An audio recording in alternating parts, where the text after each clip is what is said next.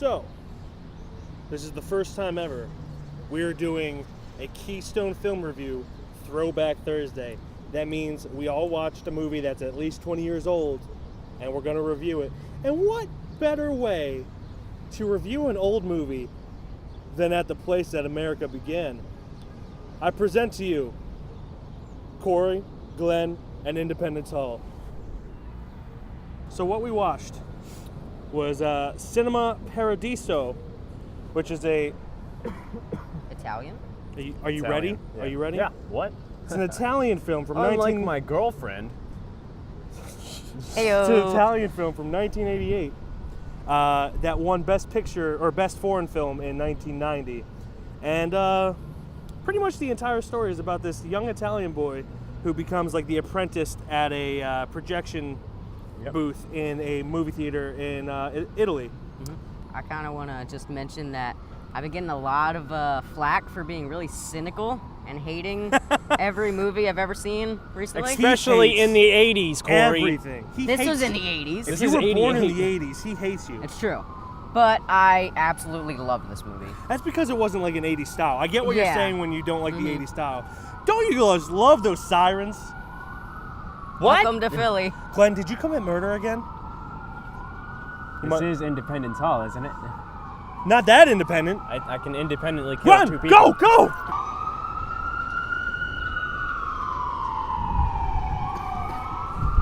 Man, all that murder really gets me thirsty. Not sponsored. Snapple, brought to you by Murder. Good old earth juice. Earth juice. Plentiful in bounty. Wait, what? Plentiful in bounty. Okay. So Corey liked it. I loved it. Corey loved which is it. crazy. It connected to me in a way because, we all have a love of movies. So this really illustrates how that can shape the way you grow up and the different people that you can meet and just what cinema does as a whole when it's treated as an art form. Yes. And that's what I really loved about this movie. We all work in movie theaters. I'm the only one here that worked during when we actually had 35 millimeter film, and I was a projectionist for 2 years or a year and a half, somewhere around that before I went to college, and then when I was in college, they made the switch to digital. And honestly, every time they were in the booth, even though it wasn't exactly the same thing that I did, because we had a platter system rather than a single projector, and it made me miss being a projectionist. Like, it is just a great showing. It's a love letter to cinema. Yeah. Not necessarily movies, but like the community that going to movies creates. To moviegoers, movie lovers, and the arts of film and projection, because there's a lot you have to do to be a projectionist. Yeah. And I really miss projection booths now. It is definitely a lost art form. Yeah. I don't know when they exactly changed it at Regal, but I think it was like 2011 or 12 or 10. So I basically just missed it when I joined Regal, and I really wanted to learn about all that stuff because I'm still kind of vague about it, to be honest.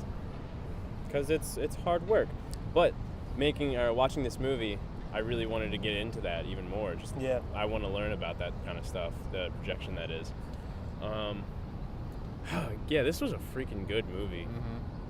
And I don't really know how to explain it the best I can. That's the thing, like, overall, there isn't much of a plot. Yeah. No, it's just about a boy growing up. It's about a boy growing up and his love for movies.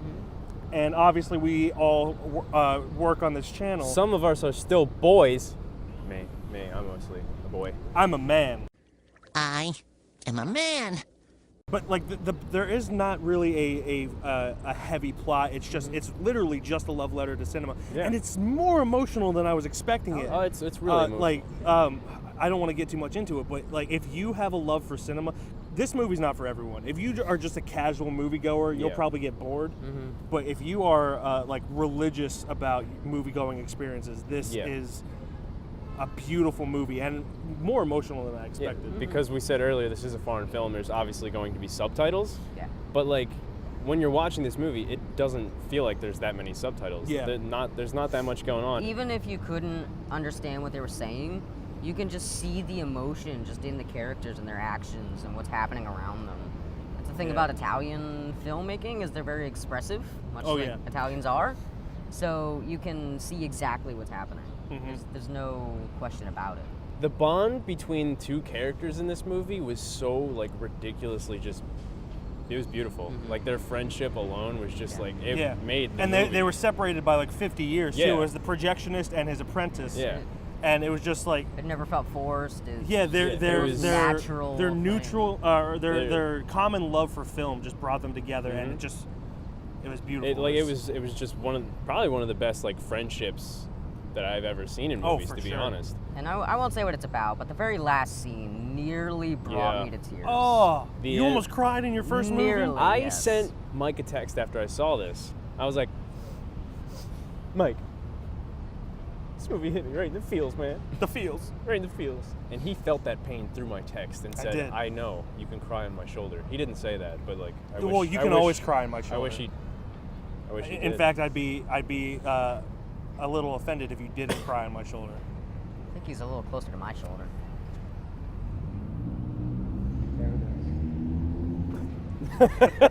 One additional comment. Working in a movie theater, all of the different people that go to see these movies, You see I have every single one. experienced people like that. Yes. Everything from the people having sex in the theater to the people who won't shut the hell up to the To the man spitting the- on the other to the people who fall asleep to the boys just wanking it for no reason.